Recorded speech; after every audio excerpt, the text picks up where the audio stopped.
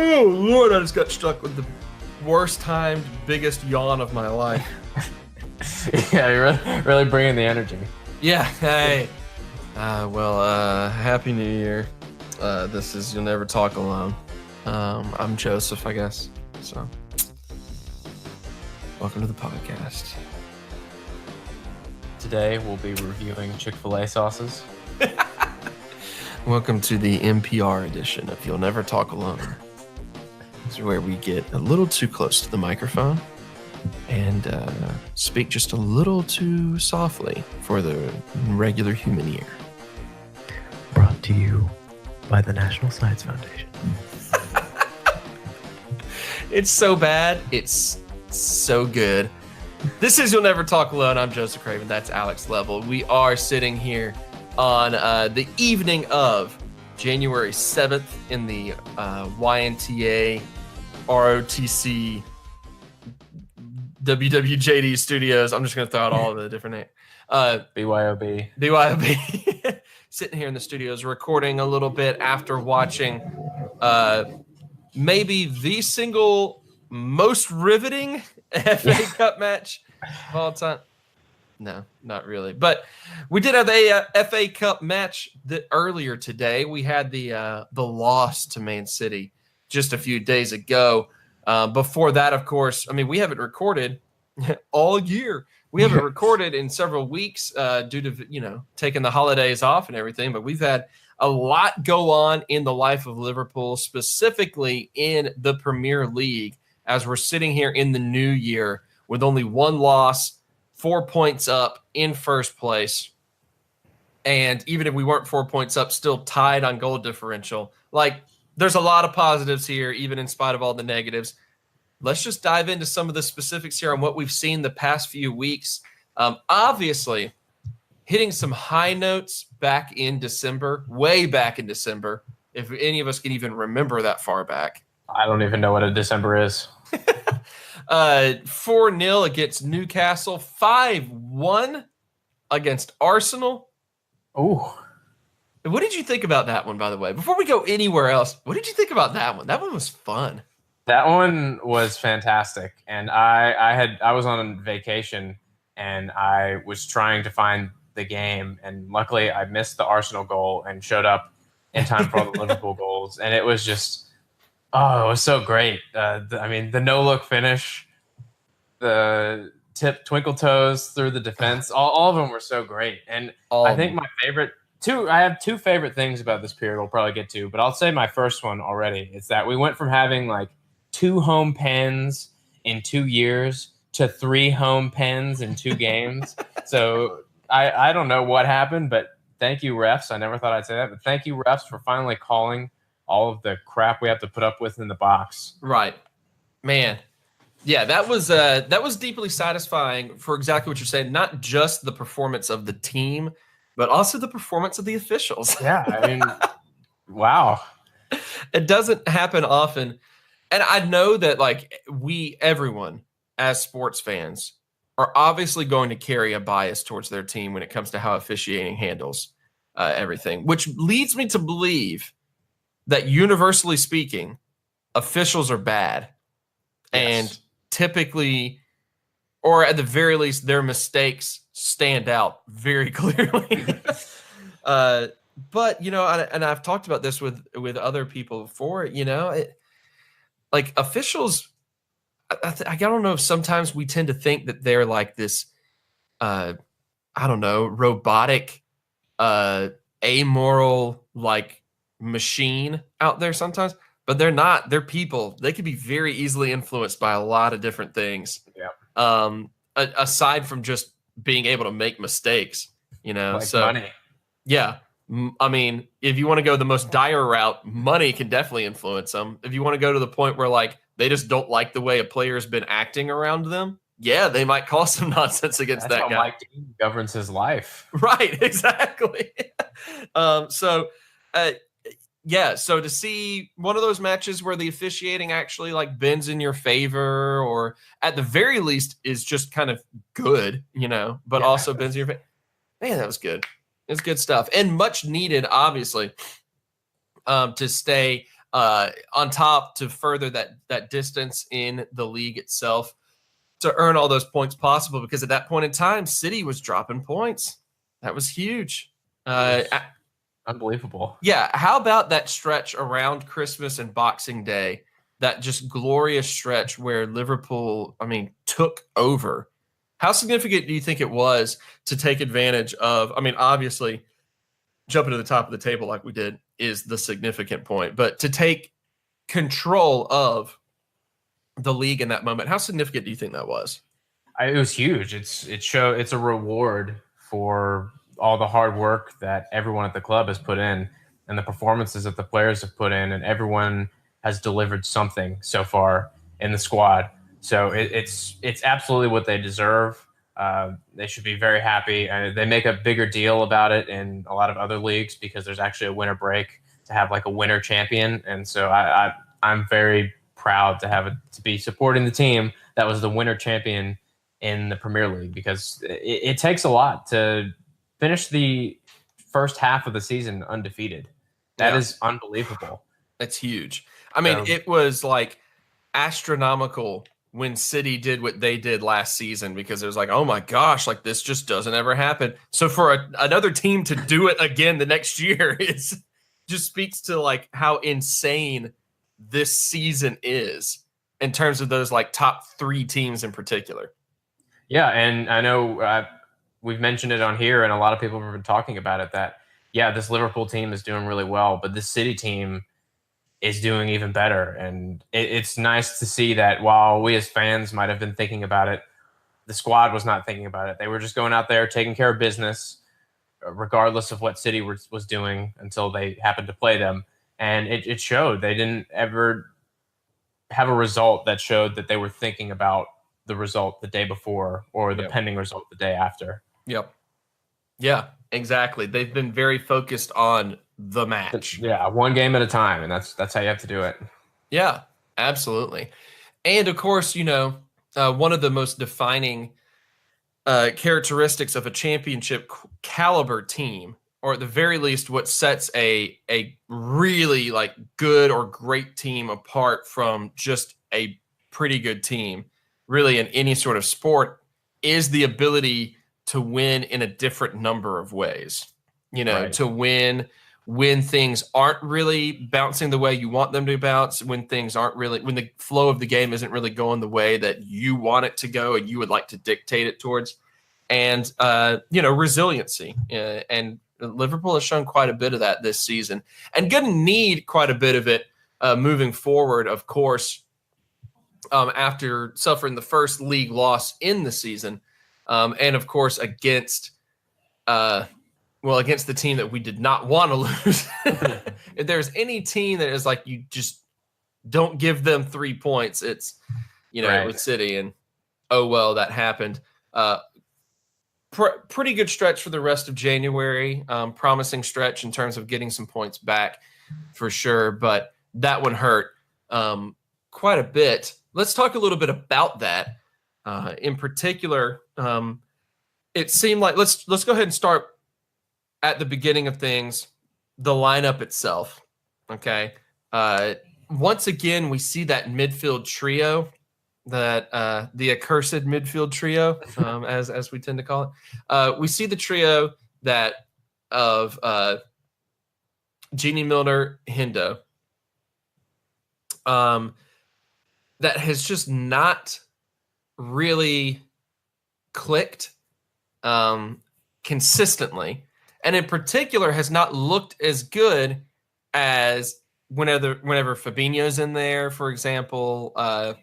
They just doesn't seem like the strongest midfield lineup. That's who we go with here. How do you think that affected the match?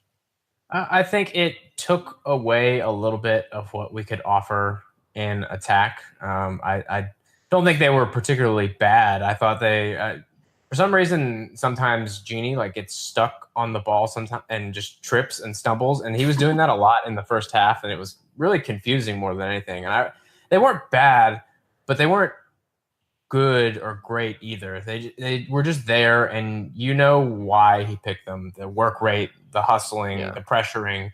this is the midfield we play when we play teams that like to keep the ball and move it around intricately. And you fully expected that to be the case, fully expected that midfield to come out. And they did a good job of that. I mean, the first goal that we conceded came down to a center back error, and I think we kind of all know who that was. I mean, it was a great finish, don't get me wrong, but he shouldn't have had the time to get up, control the ball, turn, and fire without much contesting of the shot. Exactly. Should not have been back on side as quickly as he was, if not for there's a lot that goes on. Yeah, and it was just, the game was evenly matched. I mean, it's a little bit unfair that there was a winner. Honestly, a draw would have been appropriate for that match. And the game-winning goal was Sane hit it about as perfectly as he had to score. He hit it the one way in which that move ended in a goal. So it's a bit unfortunate that way. And I mean, the midfield did well enough. But had they offered a little bit more, had they offered a little more guile and keeping the ball and being a little more creative, I think that we would have had a lot more chances, because the chances were there and we didn't make enough clear-cut ones, I don't think, and I think we could have made more. Yeah. But I don't want to disparage them because it was a good performance, but it was still missing that extra something to where you win it. But I mean, it's the first loss against one of the best teams to be in the Premier League, so it's hard to be too critical, and it's weird that I'm not as upset about a loss. Yeah. Well, and not only that, but also one of the, could go down as one of the just overall best teams in history, in the City squad, how well that they play, how complete they are. So to play well against them. And yeah, truth be told, a lot of the game was not dictated by the midfield. A lot of the game was not played through the midfield. A lot of what was going on was Sane attacking the Lovren and Trent side of the defense. A lot of little errors that piled up. All sorts of different things. But then, in particular, I think you have the fact that at the end of the day, even if it was one of those matches, it's like, maybe if Lovren had played a little bit better, then we wouldn't have some of the issues we had. But we also just didn't quite have enough attacking firepower, it felt like, to really challenge. And there was a lot of different factors here. So it's kind of hard to point at one thing and say that was what went wrong. And, it's kind of hard to point at, one particular area and say that's kind of it. But so I think that's why maybe we don't feel too bad about it, especially it being the first loss of the season, but also the fact that there were a number of things that just kind of weren't going to work out. And it's not necessarily the end of the world type of thing. You don't look at it. I feel like, and I don't know, maybe you don't feel the same, but I feel like you don't look at a match like that and really expect it to have a huge amount of bearing in how the team plays moving forward. Obviously, there's impact on the table, but I feel like it's not necessarily indicative of what to expect moving forward. Yeah, and it was a rare occasion where two massive teams play each other in the league, and they go at it. I mean, we have done that with City historically since they've gotten their injection of cash, but this was a good game. And so often you don't see that when these top teams play each other, because both teams played very unrestrained. And they got the bounces and we didn't. I mean, the Sane shot and the Mane shot are very similar. One hit the post and went in, one hit the post and then came out, and then John Stones hit it off of Ederson, and we missed by maybe half a millimeter. Yeah. So it's just a fine margin. Insane. It just didn't go our way. Yeah. Absolutely insane how that stuff worked. Yeah. And you were absolutely right. We didn't really use the midfield. They were attacking kind of all over and coming through the middle, and we went around the edges. Our fullbacks, as you could see from our goal, where Trent crosses to Andy, who crosses to Bobby. Yeah. And that's how we wanted to attack. We didn't necessarily need them, but had they done what they did so well last season, where they cycle quickly up to the forwards and join in the attack, it might have worked a little bit better. But no real complaints. I mean, there's obviously people prefer certain players, but it totally makes sense why we picked these three, and it's hard to complain about them when it was a performance like that. Yeah. Exactly. And so much of it comes down to the fact that I don't know if you could have put much of anyone on Leroy Sané and slowed him down in terms of what all he was and the pressure he was putting on the defense. I mean, gosh, even if like Lovren does a little better on the first goal, Aguero still shot in at an impossible angle, you know? Yeah. And so it's like it just seemed like it was going to be one of those matches that's going to go City's way, and they just kind of, yeah, I agree with you. It was a shame someone actually like won and another team lost because these were two equally matched teams going, right at it for a lot there. But let's talk a little bit about that Sané versus Trent and Lovren situation. That really was a major storyline throughout the whole match. I know I personally threw a lot of outrage towards Dejan Lovren in our group text during the match and immediately after. I was very reactionary, much more so than I normally am with that particular match. But I think it's because like he made a few mistakes that were very obvious, and that's just kind of what he's been known to do. But Trent also struggled quite a bit against Sané. What's your assessment of that matchup, Sané versus Trent and Dejan? It was bound to be difficult, and they luckily, if one of them got beat 1v1, the other got into position where Sané didn't just have a clean walk through on goal. He was forced to cross over to the stronger side, so that helped us out a little bit. We defended as a unit pretty well, and it came back down to individual errors and individual quality. And Trent is still growing, and Sané is just a little bit older, but he's got a lot more top flight experience, so it makes sense. And the advantage is kind of always to the attacker in those situations. But the goal did come from a deeper run from Sané, so that was kind of not just them, but a little bit of the midfield failing to track and cover because we were a bit exposed on that side. So for what they were up against, I thought overall defensively as a unit we did pretty well. You can see why there's kind of a recurring theme on this podcast of like, all right, Lovren, enough is enough. Stop. Unfortunately, with injuries, he keeps ending up being a choice for us. And I guess he can't be anymore because he got hurt today, at least for a little while. But it's just kind of that little thing. If we can tweak that, maybe probably not in January, but next season, maybe, I think it makes us an even stronger unit. Yeah, fully agreed. Okay, you mentioned today, and in particular that FA Cup match, where very early on. How quickly did Lovren tweak his ankle? Do you know? Like remember what minute? Yeah, straight 2 minutes in. Oh yeah. I mean, it was. I'm trying to see if I can pull it up real quick and see what exactly happened, because I, for some reason, didn't have that loaded up in front of me. I only had the stats from the City game. But yeah, it happened very quickly. But it was this. I don't know. Who else did we have? We had Origi and Sturridge. And then like James Milner and all his kids. Yeah.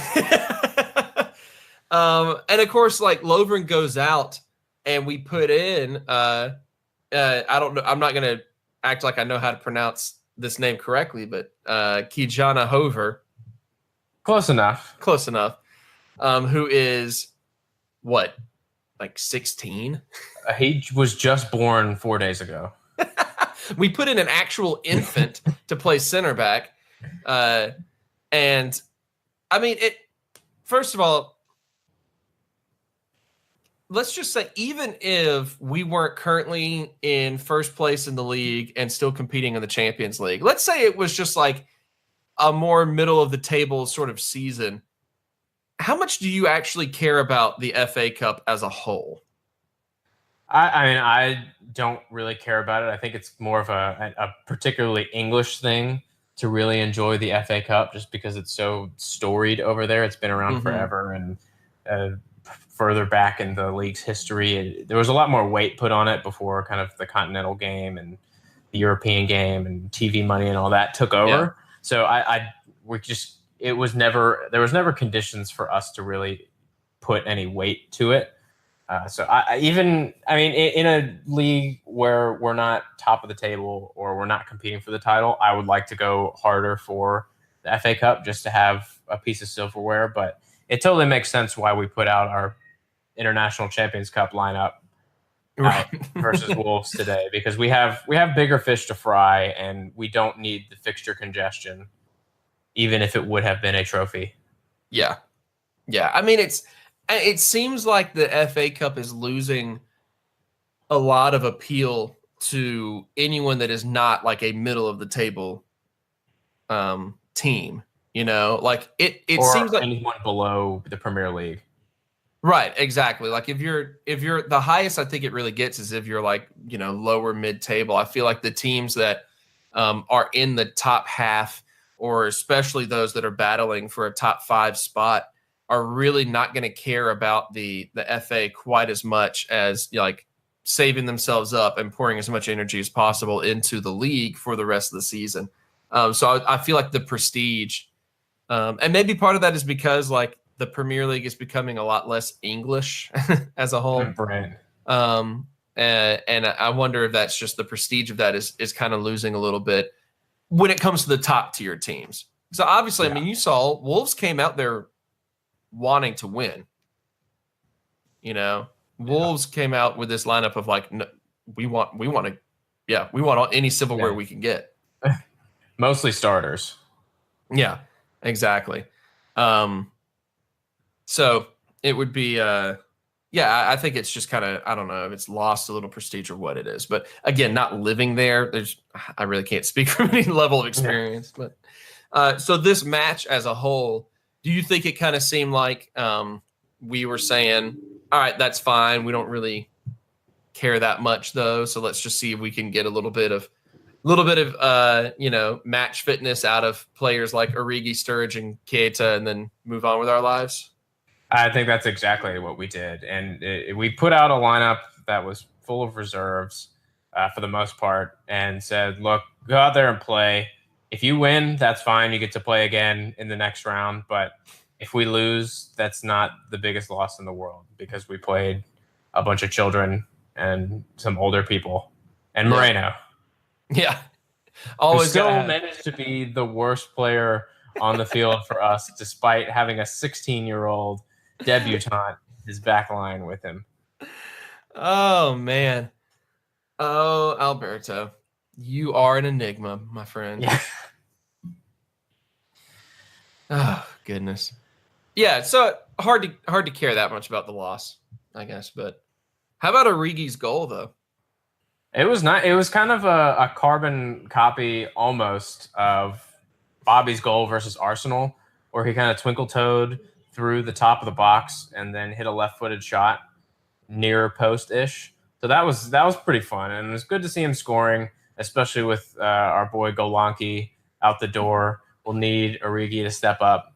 So it's nice to see him scoring. And I thought the commentator was a little harsh on Fabinho and Milner for their goal. Sure, it wasn't the cleanest play on the ball, but Fabinho's tackle to miss, that's a midfielder's tackle. That's a tackle that you get used to making because you have a back line behind you. And right. He hasn't been playing center back, so it makes sense why he tried that, just because more instinct kicked in. So I wouldn't say it was an error so much as that was a usual tackle for him, and then kind of oh boy, I'm the guy behind me now. Right. Let's not act like he's sitting out there trying to do that sort of stuff all the time. Right. I mean, goodness. But I mean, Camacho and Hoover were excellent for being small children and playing against a top 7 Premier League team starting lineup. Yeah, for sure. Really impressive there. Let's look at you mentioned real quick Golanke moving away. Let's talk. I mean, we don't have much transfer news to discuss, but we have had a couple of little moves, some loans, and then, of course, that move right there of sending Dominic Solanke away for £19 million. What does that make him the 3rd most expensive English striker ever? Yeah, it's just ridiculous. Yeah. Mike Edwards, just take a bow, because you have ripped off Bournemouth more times than we can count. Right.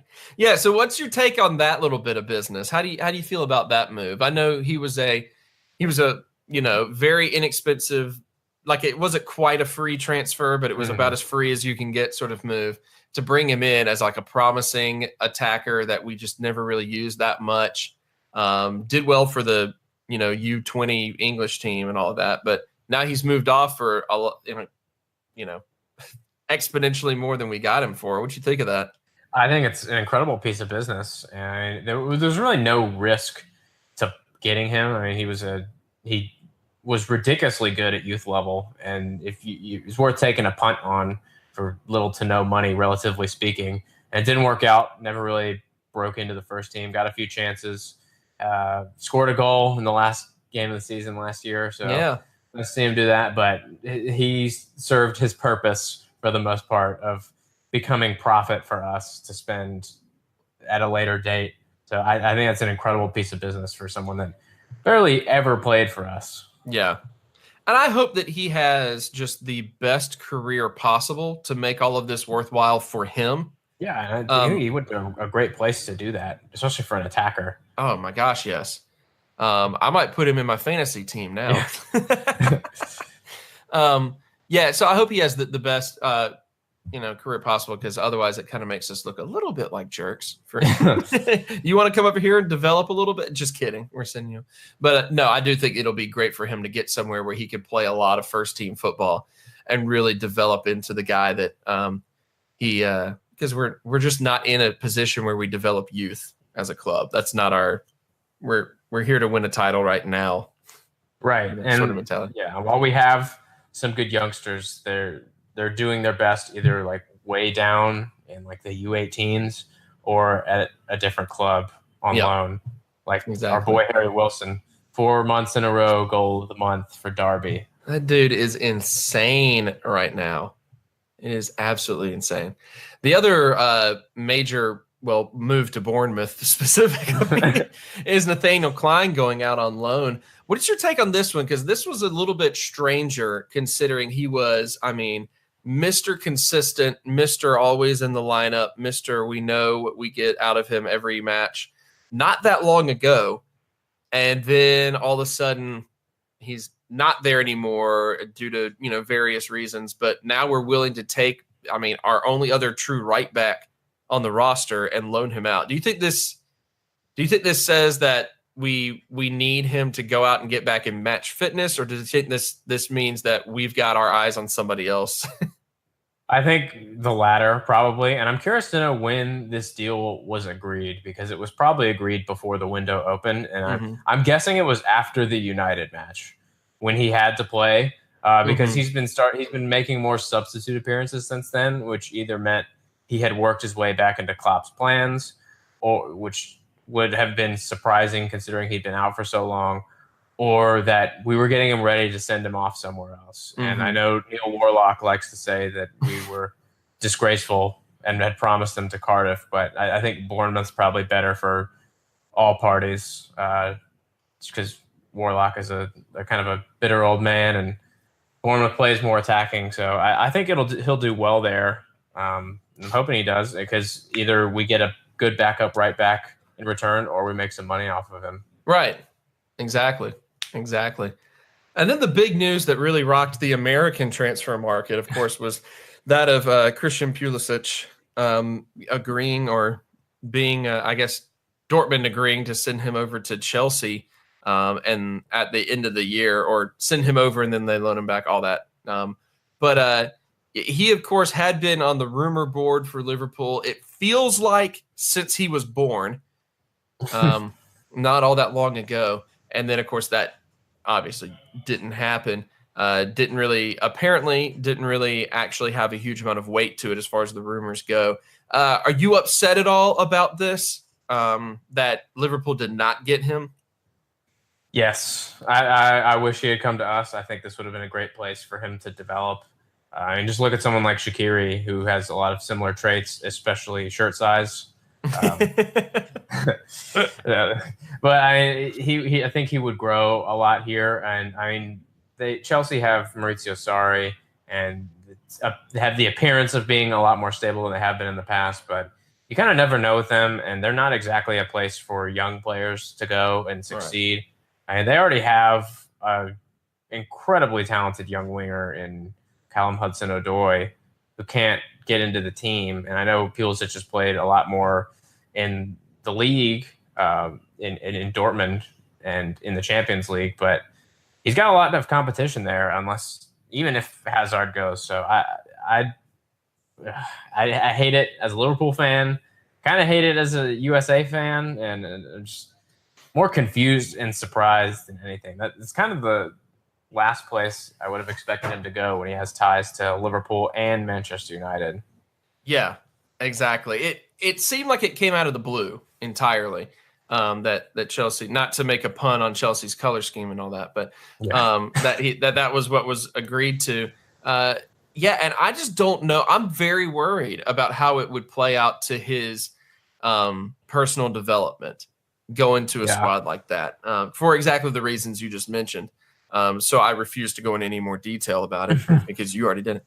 But it just kind of sucks to have this very promising American that like the world is taking notice of. And now to have to, in a way, root for him to fail. Yeah, exactly. Oh, it just sucks. It's like, what do we do with that? I mean, we should just take Mason Mount off of them in protest. Bring him into our team, even though he's English. We'll be English. They can be American. I don't know. I'm mad. He shouldn't be there. He shouldn't be there. Bring our boys back. What's he doing? It's not fair. I'm never eating a Hershey's chocolate bar again. Who owns Chelsea? Is that her? Roman Abramovich. Okay. I'm looking it up right now. I see. Yeah, man, it would have made so much business sense for the American-owned the Fenway Group to go after the biggest American name and sell a lot of jerseys over here. Do you think he's repairing USA-Russia relations? Yeah, maybe so. Oh my gosh, it was collusion that took him to Chelsea. We all see it now. Unbelievable. Do you think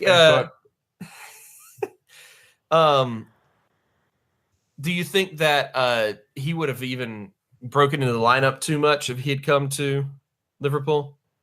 I think so. I think we have a good way of managing the squad now that it's more well-rounded skill-wise. So I think he definitely would have gotten his chances to play in a variety of positions, kind of like you've seen Shaqiri. I kind of feel like at this stage in his career, especially with Pulisic having not played a lot as much this season and potentially for the rest of this season, if you want to say that. But I think it would have been a good fit, and I mean, Klopp knows him and would have known how to use him very well. So it's just disappointing for a lot of reasons. But especially knowing that there is an American that is just patently evil. Like we always get the Russians to play the villains in all of our movies. Now we've got an actual American dude playing it's just wrong. Oh well. Sad. Well, the last few results have not really been what we wanted, but that's okay. It happens. And we will, all signs point to being able to rebound very soon. Obviously, at the end of the week, Liverpool plays against my beloved Brighton and Hove Albion Seagulls. And then after that, we just travel back to Croydon, just down the road, or just up the road from Brighton, and play Palace, and then there's the Leicester City the match at the end of that. Obviously, Leicester and Palace are worrisome only because of their performances against Manchester City not long ago, but also still, chances to get back in form, to put in, the strongest lineups that we have and go right back to business. And so the rest of the month should be bright, especially because, there's no other like FA Cup matches and stuff right in the middle. That's all we got to look forward to for January. So, yeah, you feeling all right after that first loss of the season? You worried much at all? No, I'm very proud of us for, even though we had the first loss of the season, we're still 2 matches ahead. Yeah. We still have the 4-point cushion. We did enough work, and got enough things going our way to where, despite the loss, we're still in a very good position. And I'm confident that the team can kick on from there. And I guess I was just thinking, when you said the Brighton match, there's an inordinate amount of people in this podcast that have seen Brighton play live. Yeah. Because I'm in that mix now. Yeah, you are. You are. Granted, of course, you combined them, right? Yeah. So there's that. But yeah, it was pretty peak strange. this podcast. Peak this podcast, that game. It doesn't get much more YNTA than Liverpool versus Brighton. All right. Thank you, Alex. Shout out to Will, Zach, and Andrew back at home, probably watching American football. Ooh. Gross. I'm about to get off of this and go play Madden football on my PlayStation. While watching the American football game. Whatever. I'm Joseph Craven. Thank you for listening. We'll see you next time on YNTA. I'm sorry for saying it like that. And end it.